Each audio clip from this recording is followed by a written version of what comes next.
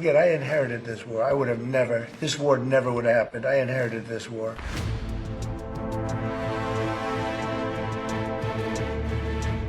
Donald Trump's leaked 28-point peace plan for Ukraine has shocked Kyiv and many European leaders, who say it hands Russian President Vladimir Putin nearly everything he has been fighting for since 2014. Trump presents the document as a bold path to peace, but its terms heavily mirror the demands Russia made at the height of its military confidence in 2022. Here's what the plan does. The plan forces Ukraine to give up large parts of Donetsk, including the crucial fortress belt that has slowed Russia for years, while freezing the front lines in Kherson and Zaporizhzhia in a way that allows Russia to keep its gains. It also requires Ukraine to shrink its army to 600,000 troops, blocks future NATO membership, bans foreign forces from stationing in Ukraine, demands rushed elections within 100 days, and uses language that echoes Russian propaganda about Nazi ideology.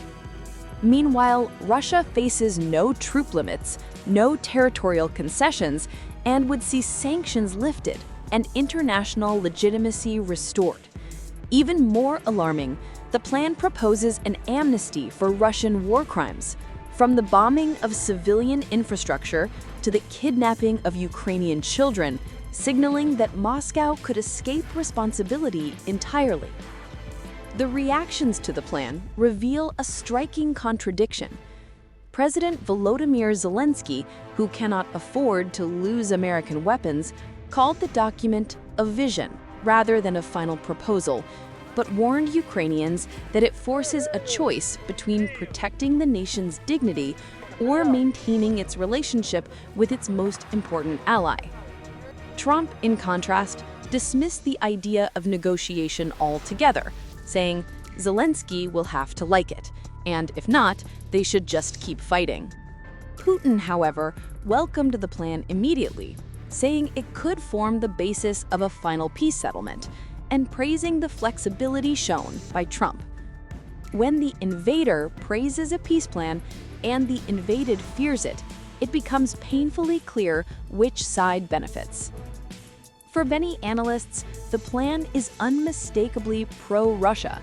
It gives Moscow strategic territory that its exhausted military has been unable to seize, weakens Ukraine's defensive capacity, blocks Ukraine from fully joining the West, and offers the Kremlin an easy path to regroup and launch a future offensive toward Kyiv. It removes economic pressure from Russia by lifting sanctions and offers no meaningful deterrence against another invasion. Even the plan's idea of a demilitarized zone in Ukrainian-held parts of Donbass mirrors Russia's older playbook of infiltrating regions with disguised militias and staging fake uprisings.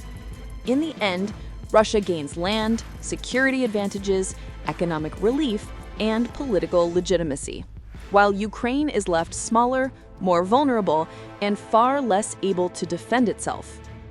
That is why many argue that under this plan, Zelensky loses the war before negotiations even begin. Accepting Trump's framework would force Ukraine to surrender strategic regions, dismantle parts of its military power, and endure chaotic elections that could fracture its government. And it would give Putin everything he needs to rebuild his army and potentially attack again.